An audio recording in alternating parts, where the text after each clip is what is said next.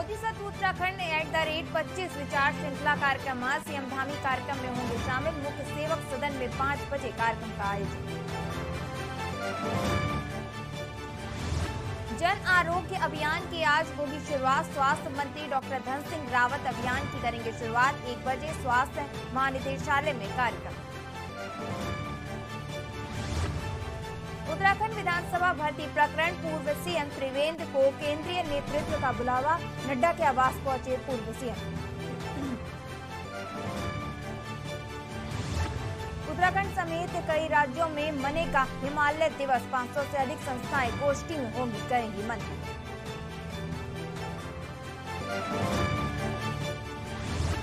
दस अक्टूबर को श्री हेमकुंड साहिब के कपाट होंगे बंद। 2 लाख से अधिक श्रद्धालुओं ने लगाई अब तक दरबार में हाजिरी।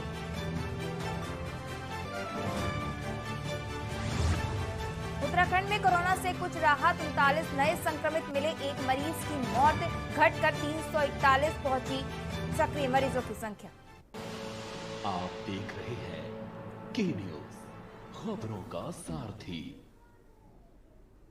बढ़ते हैं खबरों की ओर। नमस्कार, आप सबका स्वागत है खबर उत्तराखंड में और मैं हूं स्वाति मेहता। जब बढ़ते हैं खबरों की ओर, जहां खबर रुड़की से है। बसपा को लगा बड़ा झटका। पंचायत चुनाव की गहमागहमी के बीच बसपा को यह बड़ा झटका लगा है। बसपा नेता रविंद्र पनियाला आज बीजेपी में शामिल होंगे। खानपुर विधानसभा से बसपा से चुनाव लड़े थे रविंद्र पनियाल, जो आज भाजपा में होंगे शामिल। सीएम धामी विधिवत रूप से दिलाएंगे सदस्यता। पंचायत चुनाव में टिकट वितरण से नाराज है पानियाल। सूत्रों के हवाले से खबर है, बसपा को लगा बड़ा झटका। जहां पंचायत चुनाव की गहमागहमी के बीच बसपा को यह बड़ा झटका लगा है, जहां बसपा के मंत्री ने छोड़कर भाजपा में शामिल हुए हैं। आपको बता दें कि बसपा को अब एक बड़ा झटका लगा है, जहां पर आपको बता दें कि बसपा के रविंद्र सिंह पनियाला अब बसपा छोड़कर भाजपा में शामिल हो गए हैं।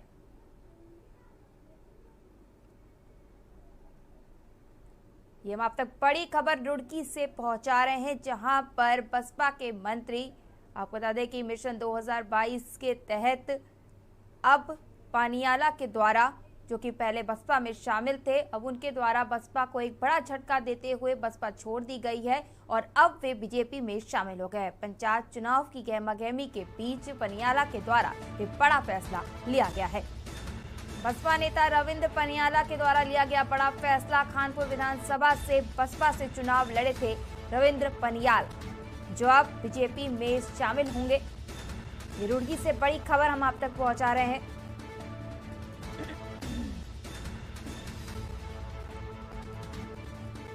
जहां पंचायत चुनाव की गहमागहमी के बीच बसपा को बड़ा झटका। बसपा नेता रविंद्र पनियाला अब बीजेपी में शामिल होंगे। खानपुर विधानसभा से बसपा से चुनाव लड़ा था रविंद्र सिंह पनियाला ने।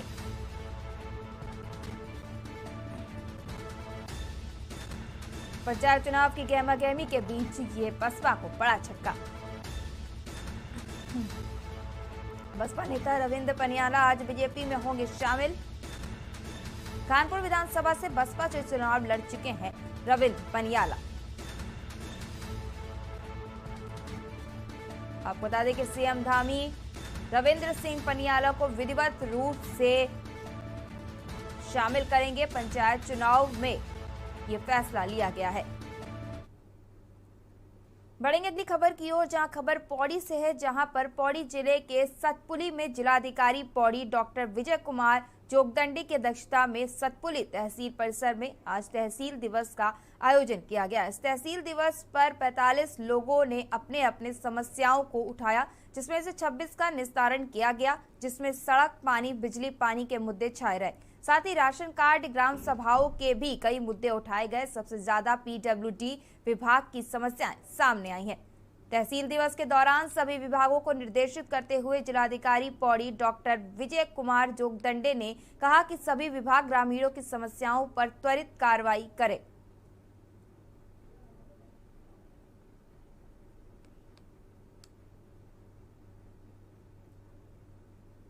आयोजन किया गया और इस आयोजन में सीडीओ पौड़ी, एसडीएम तहसील सतपुली और समस्त जिला स्तरीय अधिकारी ने प्रतिभाग किया है। जनता की ओर से आज के इस तहसील दिवस कार्यक्रम में हमने 45 शिकायतों को प्राप्त किया। उसमें से प्रमुख शिकायतें जो हैं वो जल जीवन मिशन के अंतर्गत जल संस्थान पौड़ी विभाग को अधिक प्राप्त हुआ है। इसके अलावा जो शिकायतें प्राप्त हुई हैं वो अधिक संख्या में PWD के रोड निर्माण को लेकर और उनके मुआवजे के वितरण को लेकर प्राप्त हुई हैं। अन्य शिकायतें जो प्राप्त हुई हैं वो ग्राम विकास विभाग की हैं, जिसमें पुख्ता निर्माण है या योजनाओं से लाभान्वित करने के लिए शिकायतें प्राप्त हुई हैं। बढ़ेंगे अगली खबर की ओर, जहां आपको बता दें कि खबर लक्सर से है, जहां पर त्रिस्तरीय पंचायत चुनाव का बिगुल बजने के साथ ही अब आरोप प्रत्यारोप का भी दौर शुरू हो गया है। लक्सर के खंडजा सीट से कांग्रेस से टिकट के दावेदार सुरेंद्र शर्मा ने 27 साल पार्टी में काम करने के बाद अपने दर्जनों समर्थकों के साथ इस्तीफा दे दिया है। साथ ही बसपा से विधायक मोहम्मद शहजाद पर कांग्रेस के साथ मिलकर पैसों के बल पर टिकट बेचने का आरोप लगाया गया है। वहीं सुरेंद्र शर्मा ने प्रेस कॉन्फ्रेंस कर पार्टी के खिलाफ जमकर जहर उगला। साथ ही कहा कि कांग्रेस ने जिस प्रत्याशी को खड़ंजा कुतुबपुर सीट से टिकट देकर मतदान में उतारा है, उसको क्षेत्र की जनता के साथ मिलकर हराने का काम करेगा।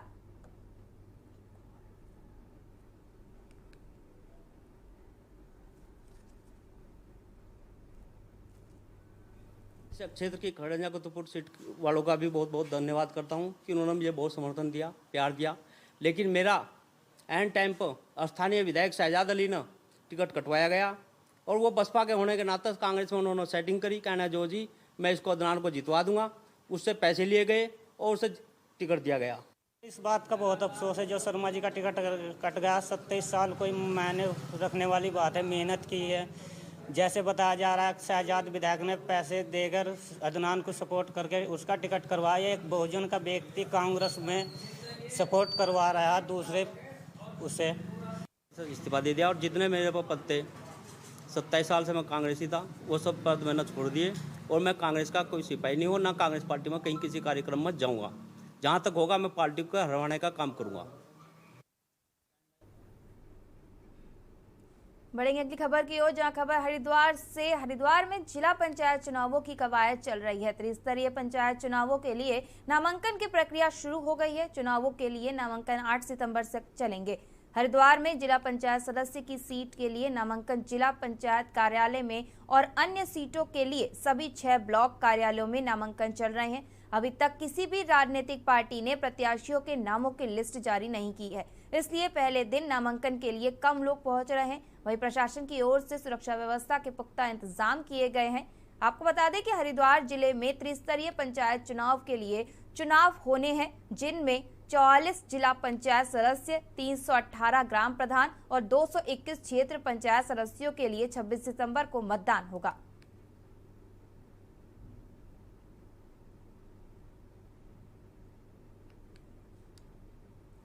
हमने टोटल यहाँ पे जो 44 वार्ड है उनके लिए 3 खिड़कियाँ हमने रखी हुई हैं। वार्ड नंबर 1 से 15 तक एक, दूसरा 16 से लेकर के 30 और तीसरा 31 से लेकर के 44 तक के लिए। ये कब से कब तक ये नामांकन आज से शुरू है। 6, 7 और 8 तारीख तक नामांकन पत्र जमा कर सकते हैं। कितने पर्चे अभी तक लोग लेकर जा चुके हैं? पर्चे टोटल कल तक मैं आपको बता दूं 721 नामांकन पत्रों की बिक्री यहाँ पे हुई है जिला पंचायत सदस्य पद के लिए। सुरक्षा व्यवस्था पर्याप्त है, हमारे पास सुरक्षा व्यवस्था है। किस तरह से चेकिंग वगैरह करके सब लोग अंदर? हाँ बिल्कुल, चेकिंग करके आएंगे। बढ़ेंगे अगली खबर की ओर, जहां आपको बता दें कि खबर सतपुली से है, जहां पर विकासखंड कजली खाल के ग्राम कड़ीगांव का मूल निवासी भारतीय सेना में भटिंडा में ड्यूटी पर तैनात 20 गढ़वाल राइफल का 26 वर्षीय नायक कोमल खुशाल के अचानक तबियत बिगड़ने से मौत होने की खबर से गांव सहित पूरे क्षेत्र में मातम पसरा गया है। आपको बता दें कि वही सोमवार देर शाम नायक कोमल का पार्थिव शरीर उनके पैतृक गांव कुड़ीगांव पहुंचा। पार्थिव शरीर घर में पहुंचते ही घर में कोहराम मच गया। माता कल्पेश्वरी देवी, पिता राम प्रकाश शिवानी का रो रो कर बुरा हाल है। मंगलवार को नायक कोमल का सैन्य सम्मान के साथ दंगलेश्वर घाट पर अंतिम संस्कार किया गया।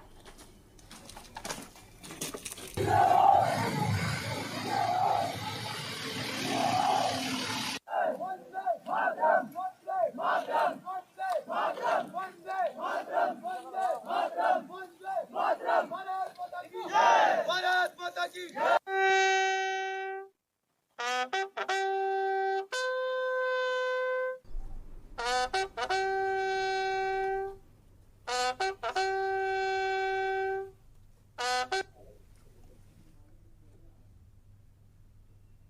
खबर हरिद्वार से है, जहां पर जिलाधिकारी विनय शंकर पांडे ब्लॉक बहादुराबाद पहुंचे, जहां पर उन्होंने त्रिस्तरीय पंचायत चुनाव के लिए नामांकन स्थल पर व्यवस्थाओं का निरीक्षण किया। जिलाधिकारी विनय शंकर पांडे ने नामांकन स्थल की व्यवस्थाओं का निरीक्षण करते हुए जानकारी दी कि एक दिन पहले सीडीओ द्वारा सभी जगहों पर निरीक्षण कराया गया था, सभी कार्य सुचारू रूप से चल रहे हैं। उन्होंने कहा कि 3 दिन की प्रक्रिया अब नामांकन के लिए निर्धारित की गई है। प्रत्याशी अपने नामांकन 3 दिन के भीतर करेंगे। जिलाधिकारी ने कहा कि हमारा प्रयास है कि चुनाव निष्पक्ष और शांतिपूर्ण तरीके से संपन्न कराया जाए, जिसको लेकर हमारी ओर से सभी तैयारियां दुरुस्त कर दी गई हैं। आदर्श आचार संहिता के तहत सभी आरओ, एआरओ, एसडीएम कुछ सर्कुलर जारी किए जा चुके हैं और उन्हें दिशा निर्देश दिए जा चुके हैं।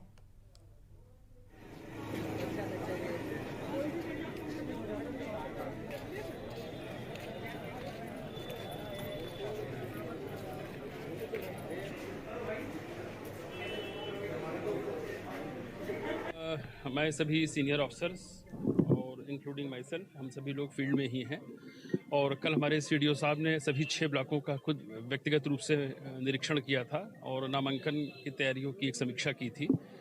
बहादुराबाद ब्लॉक में जहां मैं मौजूद हूँ, यहाँ कार्य बहुत सुचारू रूप से चल रहा है और पर्याप्त व्यवस्था है पुलिस बल की भी और हमारे सभी कर्मचारी मुस्तैद हैं। हमारा मुख्य उद्देश्य यही है कि जो 3 दिन नामांकन के हैं, इसमें जो भी प्रत्याशी चुनाव लड़ना चाह रहे हैं उनको किसी प्रकार की दिक्कत का सामना न करना पड़े और आप भली भांति विदित हैं कि इसके बाद अगले 3 दिन इसमें स्क्रूटनी के लिए रखे गए हैं। तो कुल मिलाकर जो मैंडेट है हम लोगों का, जो निर्वाचन आयोग की मंशा है कि चुनाव स्वतंत्र, निष्पक्ष और शांतिपूर्ण ढंग से संपन्न हो।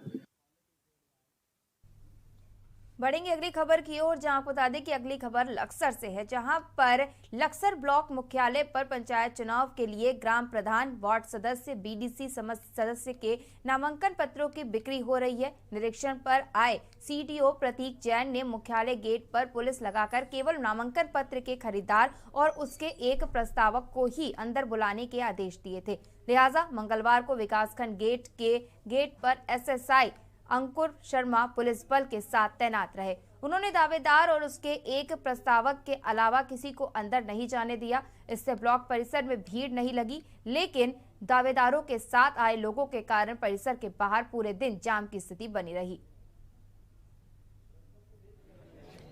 जो आदमी पर्चा भरेगा वो कैसे भरेगा? वोटर लिस्ट के पूरे पैसे ले रहे तो फिर सही काम क्यों नहीं कर रहे? आज पंचायत निर्वाचन के जो नामांकन की प्रक्रिया आज से प्रारंभ हुई है। नामांकन प्रक्रिया प्रारंभ होने के बाद शुरुआती दौर में थोड़ी सी अव्यवस्थाएं हैं। उन अव्यवस्थाओं को दुरुस्त करने के लिए यहाँ पे बीडीओ साहब हैं, मैं उपस्थित हूँ और सड़क की तरफ पुलिस को बता दिया गया है और उसके साथ साथ नगर पालिका को भी बता दिया गया है कि भाई वहाँ पर जो रेडी ठेली है, इस तरह किसी प्रकार का व्यवधान अगर होता है तो उसको दुरुस्त कर लिया जाए। तो स्वाभाविक है, पहला दिन है तो थोड़ी सी अव्यवस्थाएं रहती हैं और ये शुरुआती घंटे हैं और धीरे धीरे जो खामियां पाई जाएंगी उनको दुरुस्त कराया जाएगा। आज से नॉमिनेशन स्टार्ट हो गया है। नामांकन 6, 7, 8 पे चलेगा सभी पदों के लिए। इसके लिए 12 काउंटर लगाए गए हैं। 8 काउंटर जो है, 8 एआरओज जो है प्रधान और सदस्य ग्राम पंचायत के लिए है और 4 एआरओज जो है डेडिकेटेडली जो है केवल सदस्य क्षेत्र पंचायत के लिए नियुक्त किए गए हैं और सभी एआरओज के साथ में पर्याप्त संख्या में 2 से 3 लोगों का स्टाफ है, अर्थात हर काउंटर पे 3 से 4 लोगों का पर्याप्त स्टाफ है जो नॉमिनेशन प्रक्रिया संचालित करने के पर्याप्त मात्रा में है। इसके अलावा अलग से जो है वोटर लिस्ट की बिक्री के लिए खंड विकास कार्यालय द्वारा अलग से काउंटर लगाया गया है। सभी तरह के जो अधेयता प्रमाण पत्र देने के लिए जो है संबंधित क्षेत्र द्वारा जो है अलग से काउंटर लगाए गए हैं। नॉमिनेशन फॉर्म बिक्री के लिए अलग से काउंटर लगाए गए हैं। तो मेरे हिसाब से जो है सभी अलग अलग काउंटर है, पर्याप्त व्यवस्था है। स्टार्टिंग में होता थोड़ा अव्यवस्था हो, लेकिन ये समय के साथ जो है जो भी आपकी समस्या, जो भी जय संज्ञान में जो समस्याओं का निराकरण किया जाएगा।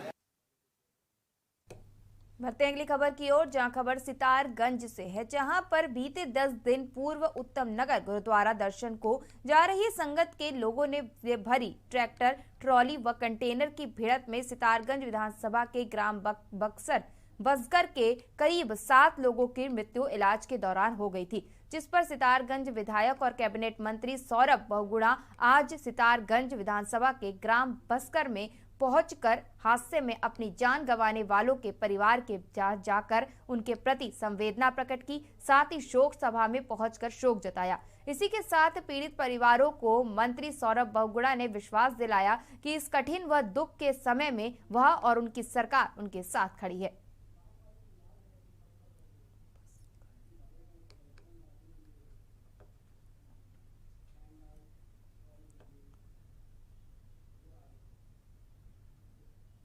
बढ़ते हैं अगली खबर की ओर, जहां आपको बता दें कि अगली खबर हरिद्वार से है, जहां पर हरिद्वार जिले में पंचायत चुनाव का बिगुल बज चुका है। त्रिस्तरीय पंचायत चुनाव को लेकर आज से नामांकन प्रक्रिया भी शुरू हो गई है। वहीं रुड़की भगवानपुर नारसन ब्लॉक में पीडीसी, ग्राम प्रधान, ग्राम पंचायत सदस्यों की नामांकन प्रक्रिया चल रही है। 8 सितंबर तक नामांकन किया जाएगा, जिसके मद्देनजर सुरक्षा के लिहाज से भी पुलिस ने पुख्ता इंतजाम किए हैं। साथ ही 9 से 11 सितंबर तक नामांकन पत्रों की जांच होगी। उसके बाद 12 सितंबर को नाम वापसी और 13 को निर्वाचन प्रतीक आवंटन होगा। वहीं 26 सितंबर को मतदान होगा, जबकि 28 सितंबर को मतगणना होगी।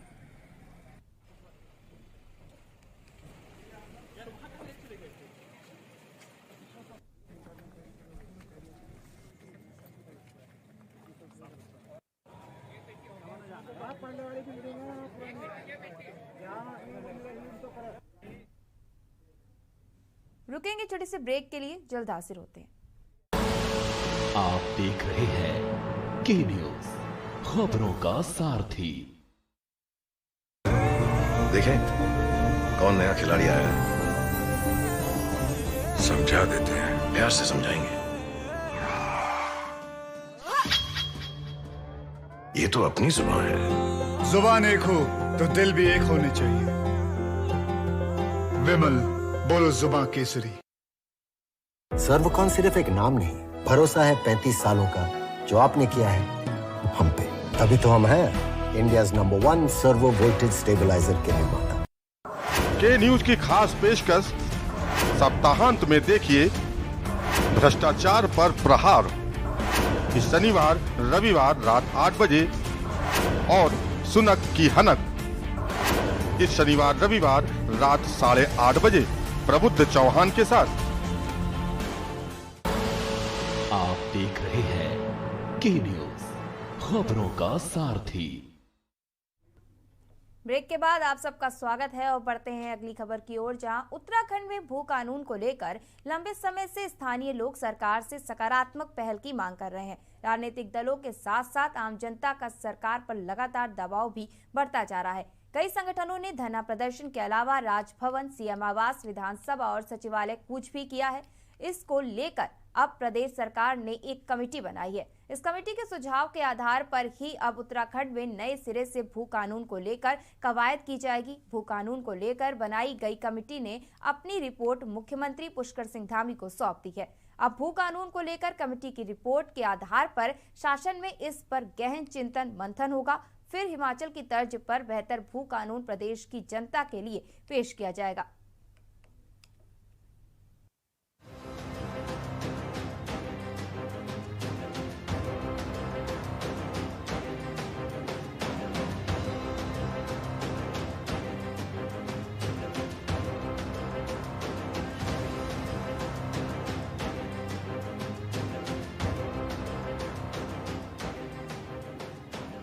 कमेटी में सदस्य के तौर पर शामिल बद्री केदार मंदिर समिति के अध्यक्ष अजेंद्र अजय का कहना है कि समिति ने अपनी रिपोर्ट मुख्यमंत्री को सौंपी है, जिसमें 23 संस्तुतियों को प्रमुखता दी गई है। भू कानून को लेकर हिमाचल की तर्ज पर भी कुछ सुझावों को शामिल किया गया है। वही समिति के द्वारा सशक्त भू कानून को लेकर सुझाव दिए गए हैं। समिति ने गहन अध्ययन और विचार विमर्श के बाद लगभग 23 संस्तुतियां भू कानून को लेकर के की हैं, जिसमें हमने जो इस राज्य के जो हितबद्ध पक्षकार थे, विभिन्न संगठन थे, संस्थाएं थे, उनसे सुझाव लिए थे। उसके अलावा हमने जिलाधिकारियों से भी रिपोर्टें मांगी थी। उस आधार पर हमने एक रिपोर्ट तैयार की है और उसमें हमने ये प्रयास किया है कि राज्य में जो निवेश है, जो राज्य के विकास के लिए अति आवश्यक है, उसमें और जो भूमि की अनियमित और अनियंत्रित तरीके से खरीद फरोख्त है, उसमें समन्वय स्थापित करने का हमने प्रयास किया है।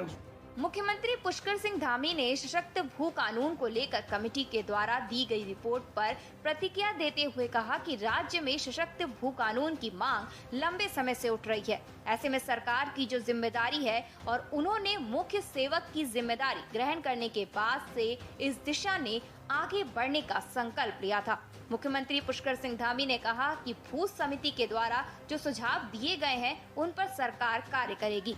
मुख्यमंत्री पुष्कर सिंह धामी ने कहा कि सरकार का अधिकार है कि राज्य की जल, जंगल, जमीन बची रहे और इस दिशा में जिस सख्त कानून की जरूरत पड़ेगी उसे अपनाने से सरकार नहीं हिचकिचाएगी। लंबे समय से उत्तराखंड के अंदर एक सख्त भू कानून की आवश्यकता और जरूरत लगातार इस पर चर्चा होती रही है और पिछले साल मैंने 4 जुलाई 2021 को मुख्य सेवक के रूप में जब ये दायित्व मुझे मिला, जिम्मेदारी मिली, तो बहुत सारे हमारे यहाँ पर उत्तराखंड के विभिन्न क्षेत्रों में काम करने वाले बुद्धिजीवी वर्ग, अनेकों संगठनों के लोग जो उत्तराखंड के बारे में चिंता करते हैं, उन्होंने कहा कि यहाँ पर एक भू कानून होना चाहिए। उसको लेकर हमने कमेटी बनाई थी और कमेटी ने कल ही अपनी सिफारिशें सरकार को सौंप दी हैं और हमारा मानना है कि उत्तराखंड में एक सख्त भू कानून होना चाहिए। वहीं भू कानून को लेकर आम जनता के साथ विपक्षी दलों का भी यही मानना है कि भू कानून को प्रदेश में सख्ती से लेना चाहिए। हालांकि कमेटी ने अपनी रिपोर्ट तो सरकार को सौंप दी है, लेकिन जिन भू माफियाओं ने इस प्रदेश में कब्जा किया हुआ है उन पर भी विचार होना चाहिए। साथ ही लंबे समय से हिमाचल की तर्ज पर जो कानून लाने की मांग इस प्रदेश की जनता कर रही है, तो उसके साथ साथ सरकार को कुछ महत्वपूर्ण बातों पर ध्यान रखने की सलाह जनता भी दे रही है। देखिए, अभी हमने अखबार में पढ़ी है, कुछ हेडलाइंस पढ़ी हैं, क्योंकि पूरा विस्तार रिपोर्ट तो हमने देखी नहीं है जो अखबार में आई है। तो उसमें कुछ बातें, जैसे आपने 12.5 या 12 एकड़ ज़मीन तक की बात करी है कि वो इससे अधिक ज़मीन नहीं ले सकता। ये ठीक है, अच्छी बात है, लेकिन पर्वतीय क्षेत्रों में तो बहुत कम ज़मीन है। ये तो मैदानी क्षेत्रों में ये लागू होना चाहिए। और जहाँ तक उद्योगों के लिए बात करी है, मतलब उद्योग पर्वतीय क्षेत्रों में तो पहले तो उद्योग स्थापित करने की जगह खोले, वहाँ तो उद्योग है ही नहीं। तो जहाँ उद्योग लगने से पहले तो उद्योग स्थापित करने की सरकार नीति बनाए कि पर्वतीय क्षेत्रों में उद्योग लगेंगे। तब बनाए कि यहाँ पे कितनी ज़मीन है, कि लघु उद्योग कौन होगा, मझला उद्योग कौन होगा, बड़ा उद्योग उसको भी परिभाषित करें। आंदोलनों से प्राप्त राज्य है, बड़े संघर्षों के बाद ये राज्य मिला और जिस प्रकार से यहाँ आंदोलनकारियों की, प्रदेश की जनता की मांग शुरू से रही है कि यहाँ पर सख्त भू कानून बनना चाहिए। सरकार ने एक कमेटी भी उस पर बनाई, कल उस कमेटी की रिपोर्ट भी आ गई। लेकिन कमेटी की रिपोर्ट जो प्रथम दृष्टया भी बहुत बारीकी से मैंने नहीं देखी, लेकिन जो देखी है उसमें अभी कोई ऐसा सख्त कानून का प्रारूप नहीं दिखा, क्योंकि हिमाचल की तर्ज पर यहाँ पर भू कानून की मांग हो रही थी, तो वही उसमें बहुत लचर सिफारिशें हैं। तो जिस प्रकार से राज्य में भू कानून इतना सख्त होना चाहिए कि यहाँ ज़मीनों की खरीद फरोख्त और भू माफिया ना पनप सकें, तो ऐसे कोई प्रावधान उस सिफारिश में नहीं लगते कि जिससे जन अपेक्षाओं का भू कानून बन सके। नवंबर 2000 को उत्तराखंड राज्य के अस्तित्व में आने के बाद राज्य की भूमि की खरीद फरोख्त पर अंकुश लगाने के लिए राज्य के कई संगठनों ने आवाज उठाई थी, जिसमें एनडी तिवारी सरकार ने संशोधन करके बाहरी राज्य से आए लोगों के लिए 500 वर्ग मीटर से अधिक भूमि खरीदने पर रोक लगा दी थी। लेकिन भुवन चंद्र खंडूरी के मुख्यमंत्री रहते हुए एक और संशोधन इस उत्तर प्रदेश भूमि अधिनियम में किया गया, जिसके बाद त्रिवेंद्र रावत सरकार ने भू कानून को पूरी तरह से निष्क्रिय कर दिया, जिसका परिणाम यह रहा कि राज्य में बाहर से आए कई भूमाफियाओं ने राज्य की जमीनों पर अपना अधिकार जमा लिया। लेकिन अब एक बार फिर राज्य के कई संगठन सख्त से सख्त भू कानून की मांग कर रहे हैं, जिस पर सरकार की अध्यक्षता में बनाई गई कमेटी ने अपनी रिपोर्ट सरकार को भेज दी है। जल्दी अब इस पर धामी सरकार का फैसला आना बाकी है। के न्यूज इंडिया के लिए ब्यूरो रिपोर्ट, देहरादून।